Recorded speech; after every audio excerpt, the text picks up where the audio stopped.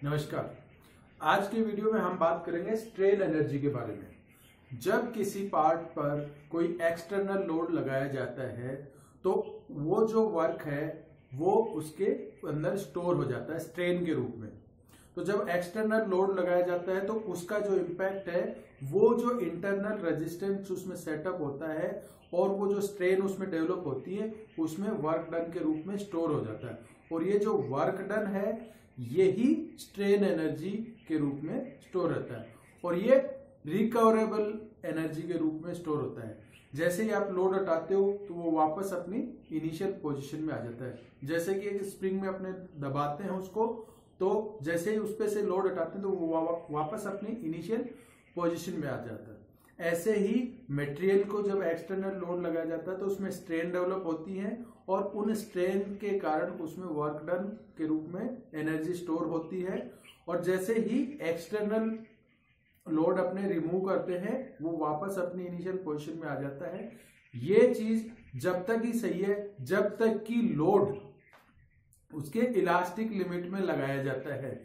जब उसकी लोडिंग उसकी इलास्टिक लिमिट से बियॉन्ड कर दी जाती है तो उसमें परमानेंट डिफॉर्मेशन होना शुरू हो जाता है और वो जो स्टोर्ड एनर्जी है वो हीट के रूप में बाहर निकलने शुरू हो जाती है।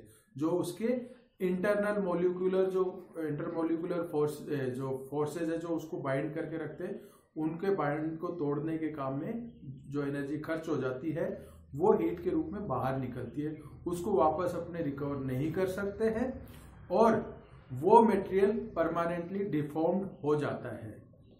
तो अब देखते हैं अपने कि मान लेते हैं कि ये एक रोड है और इस पे एक्सटर्नल लोड P लगा दिया अपन ने, तो इसके कारण से इसमें डिफॉर्मेशन हुआ डेल्टा। तो इस लोड के कारण इसमें डिफॉर्मेशन हो जाता है डेल्टा। तो जैसे जैसे अपने लोड लगाते हैं इसमें डिफॉर्मेशन डेल्टा आ जाता है। तो फाइनल डिफॉर्मेशन है डेल्टा। अब इस चीज को अपने देखते हैं कि ग्राफ के रूप में।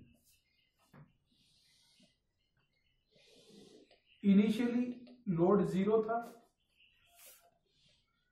ये लोड P का है और ये धीरे धीरे अपने बढ़ाया और डिफॉर्मेशन भी उसके अकॉर्डिंग बढ़ता गया।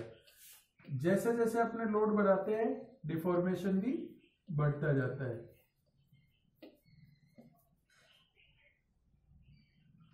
और एक लिमिट पे जाके वो डिफॉर्मेशन ज्यादा बढ़ना शुरू हो जाता है और ये इसकी प्लास्टिक रीजन शुरू हो जाता है। इलास्टिक लिमिट को क्रॉस करके ये प्लास्टिक जोन में आ गया।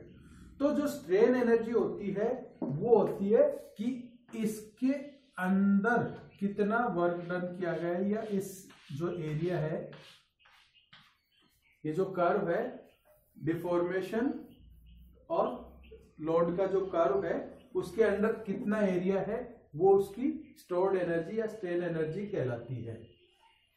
अब मान लेते हैं कि एक स्ट्रिप इसमें अपन ने ली कि एक इंस्टेंट अपन ने मान लिया कि लोड है अपना P1 और उस लोड पे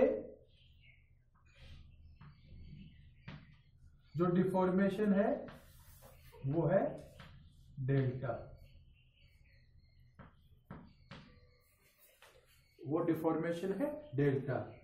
तो अब टोटल जो वर्क डन है वो क्या हुआ? तो अब यहां जो वर्क डन है वो है ये जो स्ट्रिप है इसका एरिया, तो डेल्टा कितना होगा? इसका लोड कितना है? P है, ये इसका एरिया इनटू डेल्टा, ये इसका वर्क डन है। और थ्रू आउट 0 से P1 ये मान लेते हैं ये P लोड है। तो 0 से P लोड तक और 0 से डेल्टा डिफॉर्मेशन तक कितना वर्क डन किया जाएगा? तो वो होगा work done W equal to integration 0 से डेल्टा P1 डेल्टा। ये इक्वेशन हो गई अपने वर्क डन की, और इसकी यूनिट है न्यूटन मीटर। तो ये वर्क डन अपने को मिला। अब हम देखते हैं कि स्ट्रेन एनर्जी इलास्टिक लिमिट में कितनी रहती है। तो इलास्टिक लिमिट में जब हम इस कर्व को देखेंगे तो इलास्टिक लिमिट में ये स्ट्रेट लाइन के रूप में रहता है, ये स्ट्रेट लाइन के रूप में रहता है। इसको यहां अपने निकाल के देखें, सिर्फ अब अपने इलास्टिक लिमिट तक की ही बात करेंगे। ये अपने इलास्टिक लिमिट के स्ट्रेस है, लोड है, और ये डिफॉर्मेशन है डेल्टा। तो ये एक स्ट्रेट लाइन है, और इसके अंडर में कितना एरिया आएगा वो आपका वर्क डन हो जाएगा। तो यहां से वर्क डन होगा W इक्वल्स टू इस ट्रायंगल का एरिया। तो इस ट्रायंगल का एरिया क्या होगा, ये साइड P है और ये डेल्टा है, तो 1/2 P डेल्टा। ये नंबर 2 इक्वेशन। तो ये अपने पास में वर्क डन आ गया कि इलास्टिक लिमिट में टोटल वर्क डन कितना होगा, total load applied up to elastic limit and deformation, कि उसमें कितना डिफॉर्मेशन हुआ। और जो इस वर्क डन है ये ही स्ट्रेन एनर्जी है। तो स्ट्रेन एनर्जी इक्वल्स टू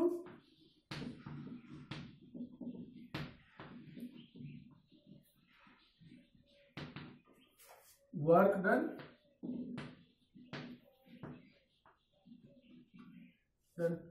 तो इलास्टिक लिमिट पे strain energy U equals to W, और W इक्वल्स टू क्या है 1/2 P डेल्टा। ये अपनी इक्वेशन हो गई A। ये अपने को ध्यान रखनी है कि अपनी स्ट्रेन एनर्जी है जिसको अपने U से डिनोट करते हैं, और W के बराबर ये होती है। अब आगे देखते हैं कि इसका स्ट्रेस की फॉर्म में क्या होगा। अब डेल्टा को या इस इक्वेशन को अपने रीअरेंज करके लिखें, तो यहां पे 1/2 P delta L into L। यहां ऊपर नीचे L से अपन ने मल्टीप्लाई और डिवाइड कर दिया। ये चीज हो गई अपने पास में स्ट्रेन।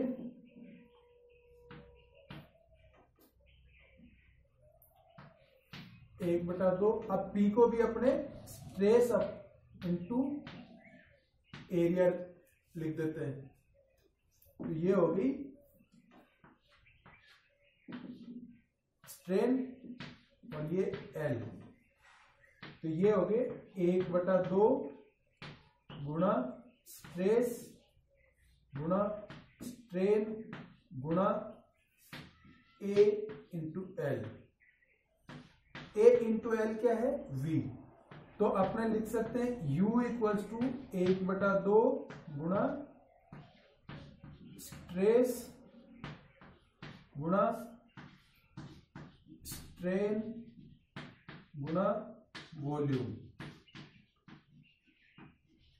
क्योंकि cross sectional area into length volume होता है, ये होता है V के बराबर है। तो ये अपन ने वॉल्यूम लिखा।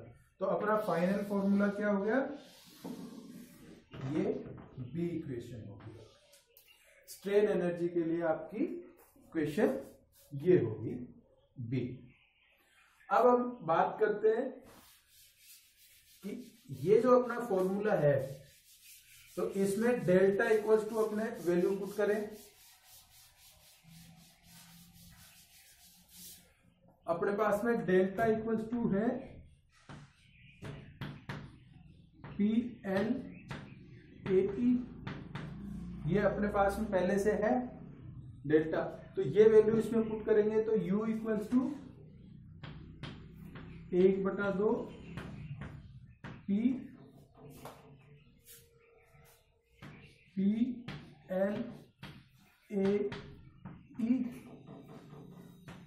तो 1/2 P square L upon A E, ये होगी u। तो ये u का तीसरा फॉर्मूला हो गया, ये u का तीसरा फॉर्मूला हो गया। और यहां अपने अगर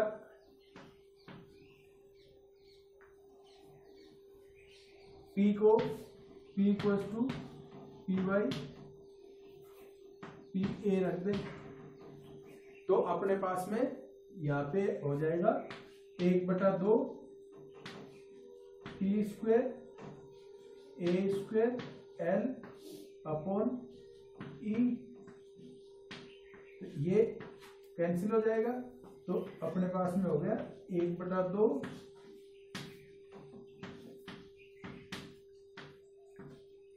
ये, तो u का ये दूसरा फॉर्मूला हो गया d। ठीक है, तो ये तो हो गई अपनी स्ट्रेन एनर्जी। तो एक सिंप्लीफाइड वे में अपने लिखे हैं स्ट्रेन एनर्जी क्या होती है, तो उसका सबसे पहला फॉर्मूला बनेगा strain energy, strain energy equals to 1/2 गुणा स्ट्रेस गुणा स्ट्रेन गुणा वॉल्यूम। तो U इक्वल्स टू 1/2 EV और U equals to 1/2 delta. U equals to 1/2 P square L A E और U इक्वल्स टू 1/2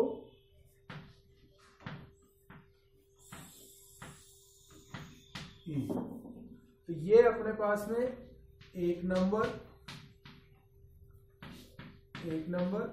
ये 2 नंबर, ये 3 नंबर और ये 4 नंबर, ये 4 इक्वेशन आ गई अपने पास में स्ट्रेन एनर्जी की। अब बात करते हैं अपने रेजिलेंस की, कि रेजिलेंस क्या होता है। रेजिलेंस होता है पर यूनिट स्ट्रेन एनर्जी, यानी कि एकांक आयतन में कितनी स्ट्रेन एनर्जी स्टोर होती है, वो उस मटेरियल का रेजिलेंस कहलाता है। तो रेजिलेंस क्या होगा,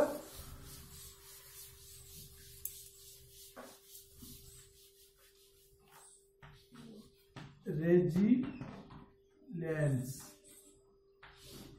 equals to U upon V, यानी कि per unit volume strain energy जो होगी वो रेजिलेंस कहलाएगी।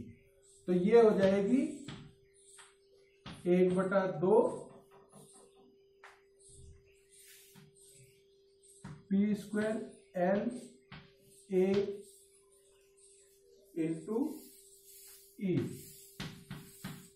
1/V, ये, और इसको डिनोट करते हैं स्मॉल u से।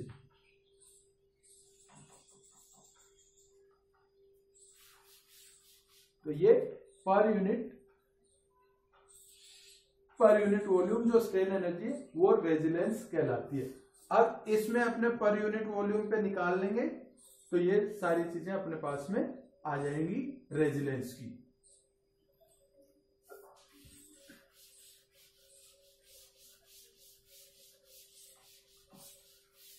अब यहां V की वैल्यू रखेंगे 1/2 P square L upon A L E into A L, तो एल से एल कैंसिल, तो ए स्क्वायर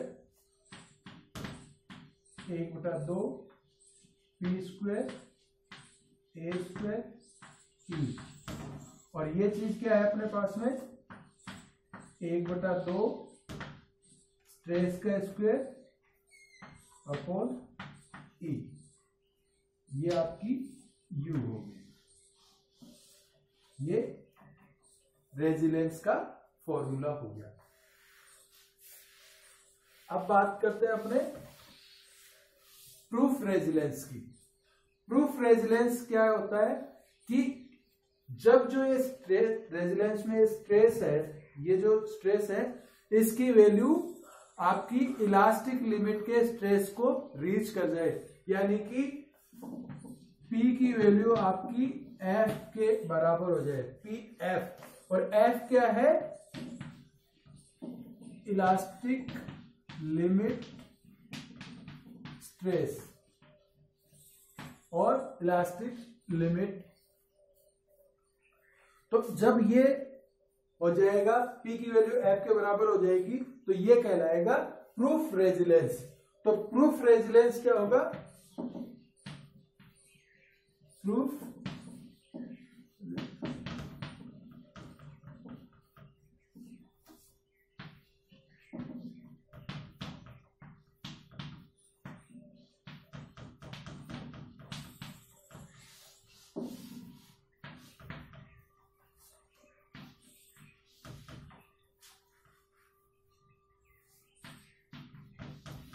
ये जो है ये कहलाएगा प्रूफ रेजिलियंस।